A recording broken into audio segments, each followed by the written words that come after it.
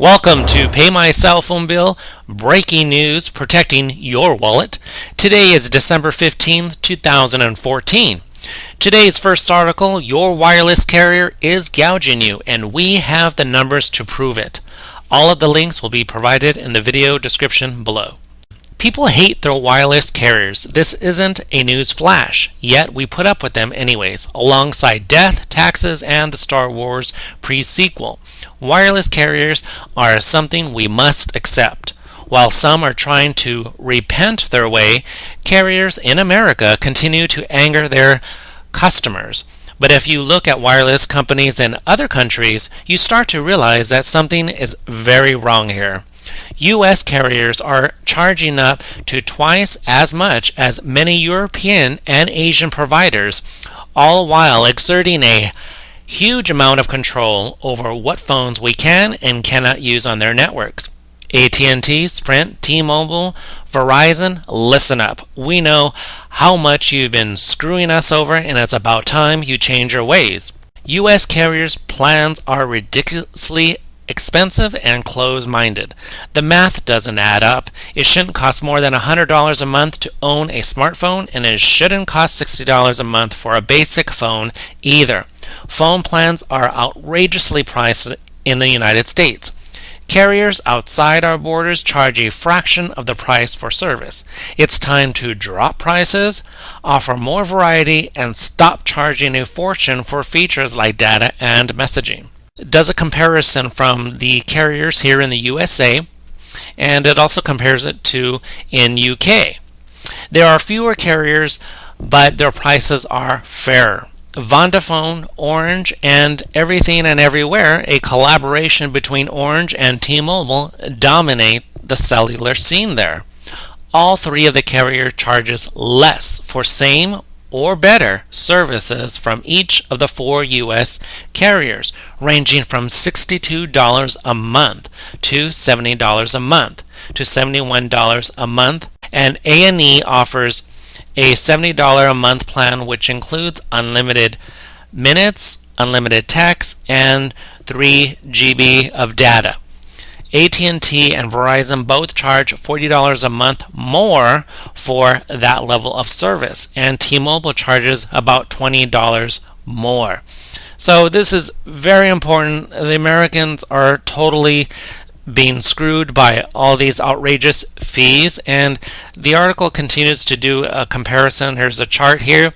Prices of basic smartphone plans around the world, and you can see in other countries their prices are way lower, fairer, and living here in the United States we're literally being gouged, and the American people need to be aware of this, and they need to stand up. So let's go on to the next article. 8 ways your wireless carrier is gouging you. Number 1, SMS messaging cost. Number 2, hidden fees. Number 3, contracts that make phones more expensive. Number 4, no discounts for bringing your own phone. Number 5, long contracts. Number 6, tethering fees. And number 7, making service providers pay to send you data. And number 8, roaming fees. Now let's go over this one because this is very important. I'm sure many people are unaware of this. When you leave the country, you'll have to deal with other wireless carriers gouging you. Be aware of roaming fees, or you may become the next person on the news with a bill for $22,000 or more because you dared to use your data connection outside the country. Cellular carriers generally fees to add as much markup as they want when negotiating roaming agreements, and they take advantage of this. So this is totally true, and when people go out of the country and they're using their phones, which are contracted, they're totally unaware of the roaming fees, and your bill could be $22,000 or more.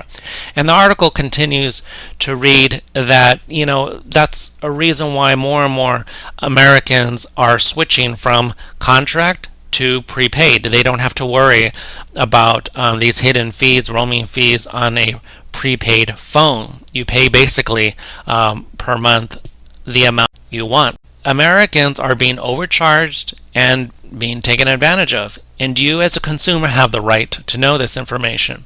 And the last article, hit with AT&T data overage fees. Here's a scam and the stupid fix. Now listen up, people. This is a very interesting article, and I'm sure many people are unaware, and they're literally paying fees that they shouldn't be every single month. So let's go on. You're being charged for AT&T data even while connected to your own Wi-Fi. I've been an AT&T customer for roughly 10 years and on my iPhone user for the last 6. I've probably been hit with overage more months than not. Like most, I pay for my home internet connection in addition to my $100 plus monthly iPhone bill. I come home, wait for the 4G to turn on into that upside down party hat, and start streaming away. I'd be Chromecasting Pandora while uploading vines and thinking those blinking lights on my router were doing all of the work. After 6 years of paying overage fees, I realized that's not true. Recently, I've been working from home. When I got hit with my normal data overage last month, I started to wonder, there is no way I'm using 4 gigabytes of data during my daily walk to Yogurtland. I'm connected to my paid Wi-Fi network for 90% of my day, but still getting hit with penalties at 2 times my data plan. So I contacted AT&T, chatted with the company, and I realized AT&T uses my data plan even while connected to my own Wi-Fi. Okay, let me repeat this back again to you people. AT&T used my data plan even while connected to my own Wi-Fi. So basically, double dipping. Come to find out, the only way to avoid this is to manually turn off and on your cellular data every time you walk through the front door, and then do the opposite while leaving your Wi-Fi range. Seriously? To avoid AT&T data charge, this is what you have to do multiple times per day. Maybe I'm the only dumbass that didn't realize this, but if so, I apologize for being a dumbass. I guess there's a bunch of people out there paying overage for this reason. The extra $10 or $20 per month isn't that big of a for the average people. $10, $20 per month extra is a big deal. But for the sneaky way that they're squeezing this out of me has me considering other providers, and what I'm interpreting as admission of guilt. The AT&T rep actually credited my account for last overage because I wasn't aware of this practice. See below. If you weren't aware of it either, maybe you should give Rana a holler and get your account credited as well. So here the article includes the conversation transcript right here, and people should be totally aware and contacting their cell phone carrier if this should happen to you. But this is very interesting and good information that people should be aware of. So we thank you. Pay my cell phone bill. Breaking news, protecting your wallet. We'll see you in the next video. Thank you.